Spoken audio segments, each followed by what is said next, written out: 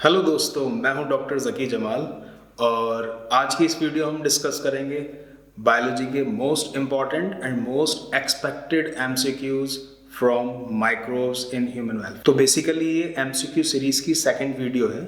इससे पहले हम रिप्रोडक्टिव हेल्थ के इंपॉर्टेंट एमसीक्यूज डिस्कस कर चुके हैं। अगर आपने वो वीडियो अभी तक नहीं देखी है तो प्लेलिस्ट में जाकर नीट बायोलॉजी एमसीक्यूज में जाकर उसे देख सकते हैं। अपने 15 ईयर्स के टीचिंग एक्सपीरियंस और प्रीवियस ईयर्स के पेपर्स के एनालिसिस करने के बाद आज मैंने कुछ इंपॉर्टेंट एमसीक्यूज सिलेक्ट किए हैं जो आपके साथ डिस्कस करूंगा ताकि आप नीट 2020 में अच्छा स्कोर कर सकें। अगर आपको ये एमसीक्यू सीरीज इंफॉर्मेटिव लगती है तो वीडियो को लाइक कीजिए और अभी तक चैनल सब्सक्राइब नहीं किया है तो सब्सक्राइब कर लीजिए, जिससे कि नीट से रिलेटेड इंपॉर्टेंट एमसीक्यूज आप तक बराबर पहुंचते रहे। तो स्टार्ट करते हैं। Question number 1. The vitamin whose content increases following the conversion of milk into curd by lactic acid bacteria is, ठीक है, ऑप्शंस हैं vitamin C, vitamin D, vitamin B12, vitamin E. क्या होगा आंसर? ठीक, विटामिन B12। ये question इस तरीके से पुराने पेपर से पूछा जा चुका है कि curd is more nutritious than milk. क्यों कर्ड ज़्यादा न्यूट्रिशियस है मिल्क से? क्योंकि इसके अंदर इन 4 ऑप्शन दे रखे हैं, इनमें से कौन सा विटामिन ज़्यादा अमाउंट में प्रेजेंट होता है, तब भी आपको आंसर लगाना होगा विटामिन B12। ठीक है, नेक्स्ट क्वेश्चन पूछा गया एक बार, curdling of milk takes place by, options हैं streptococcus lactis, streptococcus thermophilus, lactobacillus bulgaricus, all of the above. क्या आंसर हो? तीनों ही ठीक है ना? आंसर हो जाएगा ऑल ऑफ द अबव। ये तीनों ही एनसीईआरटी में दे भी रखे हैं और ये लैक्टिक एसिड बैक्टीरिया कहलाते हैं, यानी ये बैक्टीरिया मिल्क को कर्ड में कन्वर्ट कर देते हैं। लैक्टिक एसिड बैक्टीरिया को क्यों कहा जाता है? क्योंकि जब मिल्क कर्ड में कन्वर्ट होता है तो जो मिल्क का लैक्टोज है वो कन्वर्ट हो जाता है इनटू लैक्टिक एसिड। इन तीनों के अलावा एक फंजाई भी है, ये तीनों तो बैक्टीरिया है, इनके अलावा फंजाई भी है जो कि मिल्क को कर्ड में कन्वर्ट कर सकता है। उस पर सवाल आ चुका है, राइजोपस ओराइजा। ठीक है, next question, which one is not a biofertilizer? इसमें से कौन सा बायोफर्टिलाइजर नहीं है? ऑप्शन है नॉस्टॉक, माइकोराइजा, एग्रोबैक्टीरियम और राइजोबियम। क्या होगा? एग्रोबैक्टीरियम। अब सबसे पहले जो बच्चों को अगर ये आंसर नहीं समझ में आया तो उन्हें ये भी पता होना चाहिए बायोफर्टिलाइजर किसे कहते हैं। तो वो माइक्रो ऑर्गेनिज्म जो कि सॉइल के न्यूट्रिएंट कंटेंट को बढ़ा देते हैं उन्हें हम बायोफर्टिलाइजर कहते हैं। एनसीईआरटी में उसमें एग्जांपल दे रखी बैक्टीरिया, साइनोबैक्टीरिया और फंजाई। फंजाई से इनका कहने का मतलब ये था कि वो जो रूट्स ऑफ हायर प्लांट और फंजाई के बीच में सिम्बायोटिक एसोसिएशन रहती है जिसे माइकोराइजा कहते हैं वो। ठीक है, तो next question, mycorrhiza does not help the host plant in, ठीक है ना, नॉट वाला सवाल है। ऑप्शंस हैं enhancing its phosphorus uptake capacity, increasing its tolerance to drought and salinity, enhancing its resistance to root pathogens और increasing its resistance to insects। क्या answer होगा? ठीक है, increasing its resistance to insect. इस तरह की लाइन माइक्रोराइजा में नहीं बताई जाती, बाकी तीनों स्टेटमेंट ठीक है।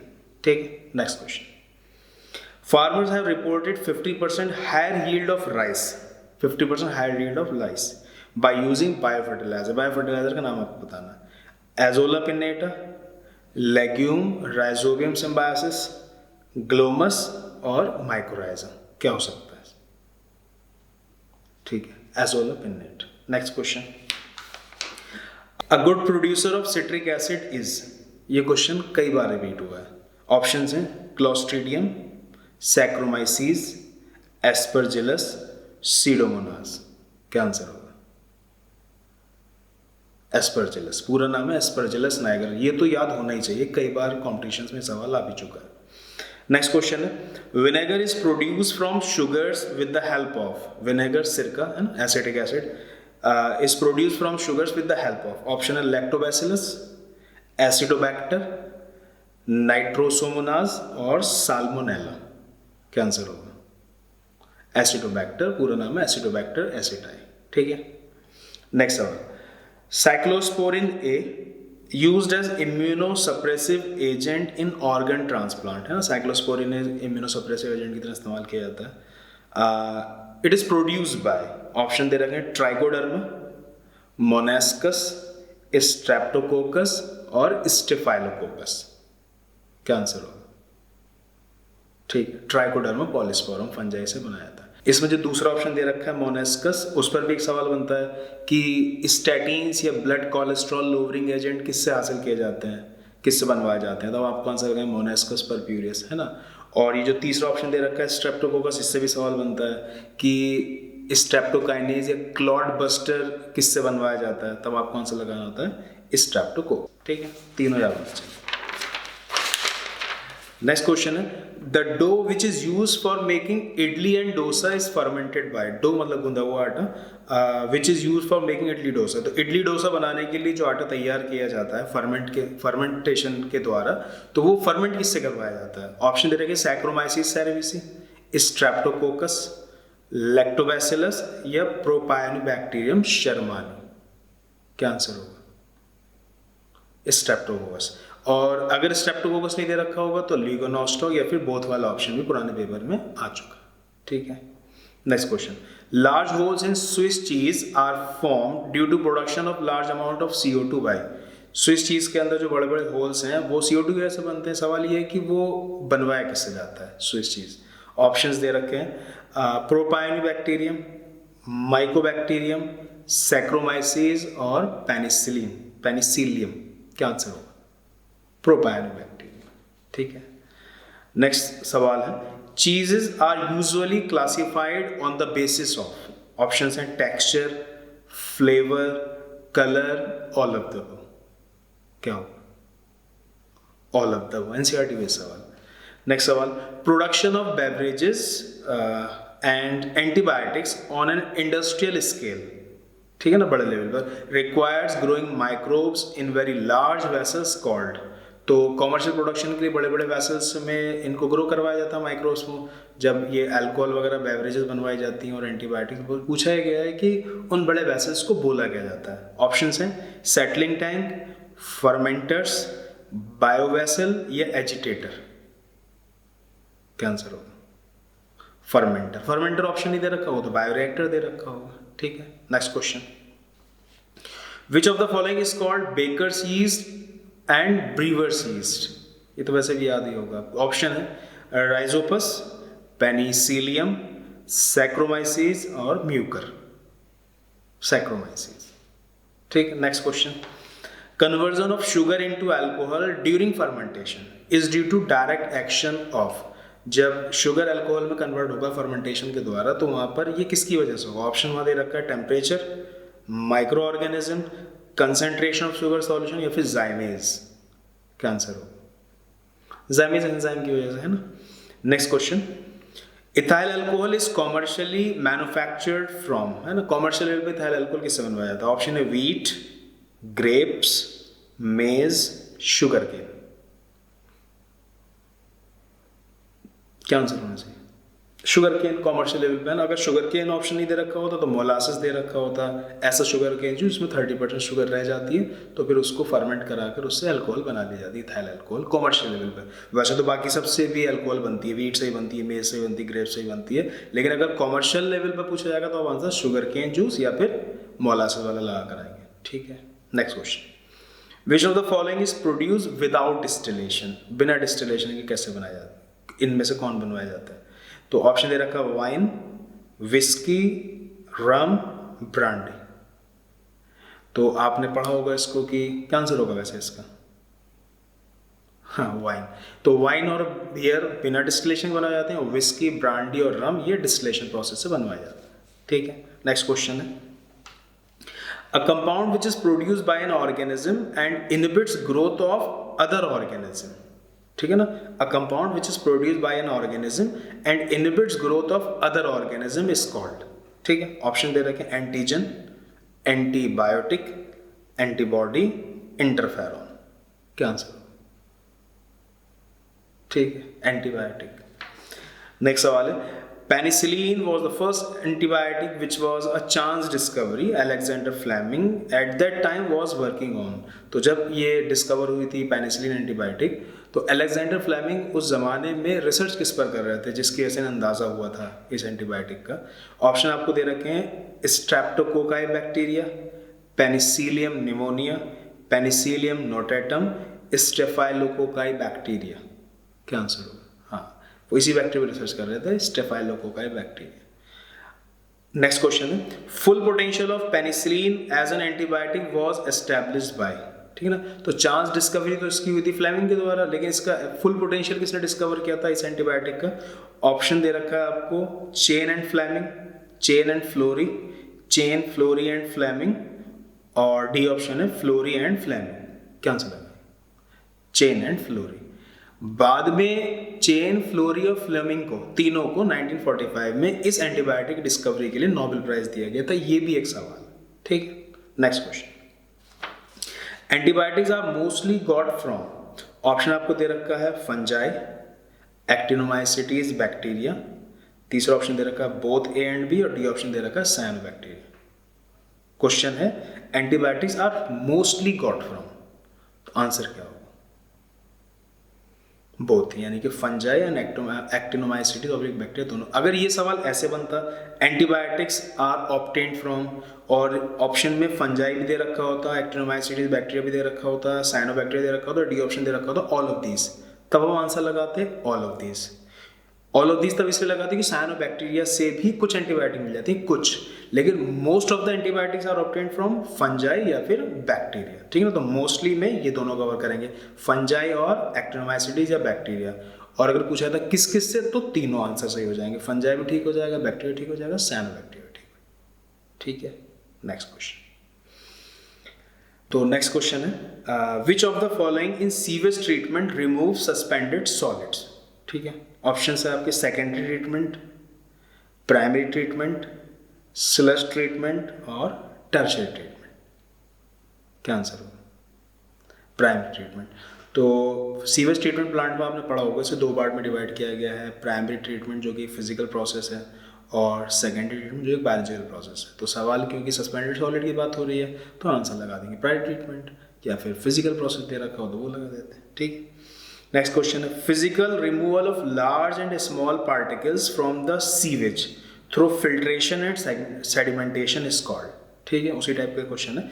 Physical removal large and small particle from the sewage through filtration, है ना, एनसीईआरटी में सीक्वेंशियल फिल्ट्रेशन लिखा हुआ, and sedimentation is called. Option दे रखे हैं: primary treatment, secondary treatment, biological treatment, या both b and c. Primary treatment. ठीक. नेक्स्ट क्वेश्चन है, secondary sewage treatment is mainly uh. Option दे रखे हैं: chemical process, mechanical process, biological process, physical process. Secondary sewage treatment क्या कहलाए, है ना, बायोलॉजिकल प्रोसेस, और प्राइमरी वाला फिजिकल प्रोसेस, क्योंकि उसके अंदर सीक्वेंशियल फिल्ट्रेशन और सेडिमेंटेशन होता है, उधर फ्लॉक बनवाया जाता है ना, तो पूरा का पूरा किसमें आ जाता है? सेकेंडरी. नेक्स्ट क्वेश्चन है, BOD of wastewater is estimated by measuring the amount of BOD, biochemical oxygen demand, of wastewater is estimated by measuring the amount of. Option दे रखा है: total organic matter, biodegradable organic matter, oxygen evolution, या oxygen consumption. क्या answer होगा? Oxygen consumption. BOD तो पता ही होगा, 1 litre गंदा पानी अगर है तो उसके अंदर जो मौजूद ऑर्गेनिक कंपाउंड्स हैं उनको ऑक्सीडाइज करने में बैक्टीरिया कितनी ऑक्सीजन कंज्यूम करेंगे, वो उस पानी की BOD कहलाती है. तो इसका मतलब ये हुआ कि जितनी ज़्यादा BOD होगी उतना ही गंदा पानी होगा, है ना. नेक्स्ट सवाल, in biological treatment when the BOD of sewage is reduce significantly, अगर BOD कम हो जाती है काफ़ी, the effluent is then passed into. BOD कम होने के बाद उसे किस में पास किया था? ऑप्शन है: secondary settling tank, aeration tank, anaerobic sludge digester और एरोबिक स्लज डाइजेस्टर्स. एक बार ऑप्शन फिर सुन लीजिए: secondary settling tank, aeration tank, anaerobic sludge digesters और एरोबिक स्लज डाइजेस्टर्स. क्या आंसर होगा? Secondary settling tank. ठीक है, सीवेज ट्रीटमेंट का वैसे तो आइडिया होगा ही ना, जब गंदा पानी आता है इसमें कूड़ा करकट मौजूद है तो उसके अंदर पहले सीक्वेंशियल फिल्ट्रेशन से उसके अंदर मोटा मोटा कूड़ा हटा देते हैं, फिर उसे प्राइमरी सेटलिंग टैंक में उतार देते हैं, कीचड़ सारी नीचे बैठ जाती है जिसे प्राइमरी स्लज बोलते हैं, गंदे पानी को दूसरे टैंक में उतरवा देते हैं जिसे हम एरेशन टैंक बोलते हैं, उसके अंदर फिर फ्लॉक बनवाया जाता है, पानी की बीओडी कम करवाई जाती है, फिर उसको उठाकर तीसरे टैंक में पहुँचा दिया जाता है, वो सेकेंडरी सेटलिंग टैंक कहलाता है। ये जितना भी फ्लॉक है वो नीचे चला जाएगा, तो अभी तो ये फ्लॉक था, फिर वो उधर जाके लाएगा एक्टिवेटेड स्लज, पहले वाले टैंक में जो कीचड़ थी प्राइमरी स्लज, और फ्लॉक जब तीसरे टैंक में चला जाएगा तो एक्टिवेटेड स्लज, और फिर उसके बाद उसे उठाकर चौथे टैंक में डाल दिया जाता है जिसको कि एनारोबिक स्लज डाइजेस्टर बोला जाता है। उसमें क्या होगा, एरोबिक एनारोबिक माइक्रो ऑर्गेनिज्म के बीच में लड़ाई होगी और सबके सब खत्म हो जाएंगे, पानी एकदम साफ हो जाएगा। जब उसकी बीओडी लेस देन 10 ppm हो जाएगी तो उसको फिर वाटर बॉडी में पानी को छोड़ दिया जाता है ना, आसान से।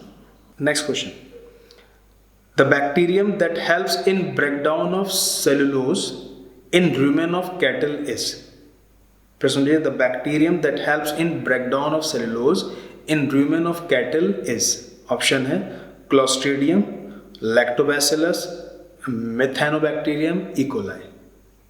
क्या आंसर लगा? मिथेनोबैक्टीरियम। ठीक है, next question, methanogens growing anaerobically on cellulosic material produce, methanogens growing anaerobically on cellulosic material produce, option दे रखे हैं methane, methane hydrogen, methane carbon dioxide और methane carbon dioxide and hydrogen. बेहतर आंसर क्या होगा?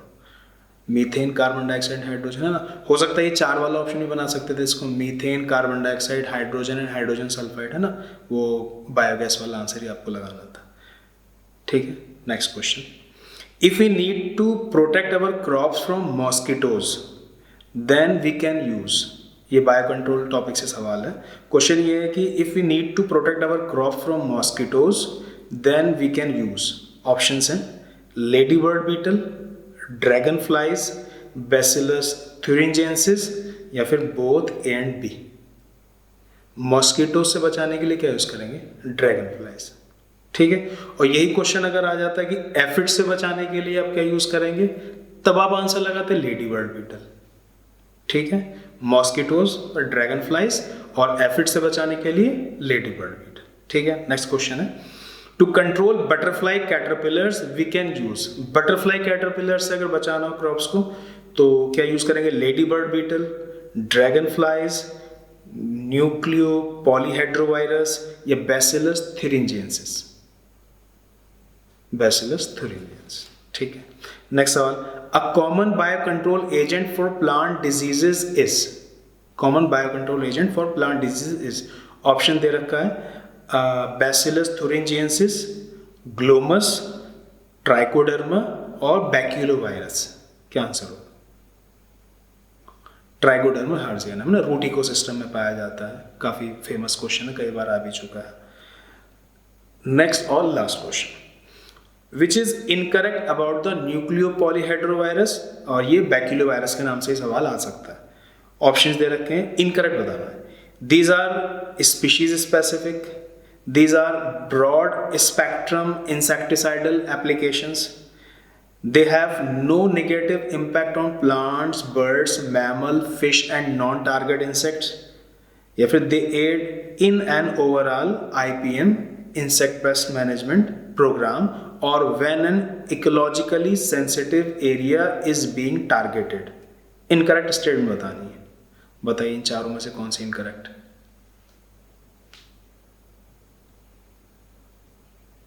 देखिए ये जो तीसरी लाइन लिखी हुई थी, they have no negative impact on plant, birds, mammals, fish and non target insect, जब ये इन सब के ऊपर इफेक्ट नहीं कर रहे तो इसका मतलब ब्रॉड स्पेक्ट्रम तो है नहीं, तो ये तो फिर कुछ खास इंसेक्ट पर टारगेट करते होंगे, इसका मतलब ये न्यूक्लियो पॉलीहेड्रोवायरस के वो नैरो स्पेक्ट्रम है।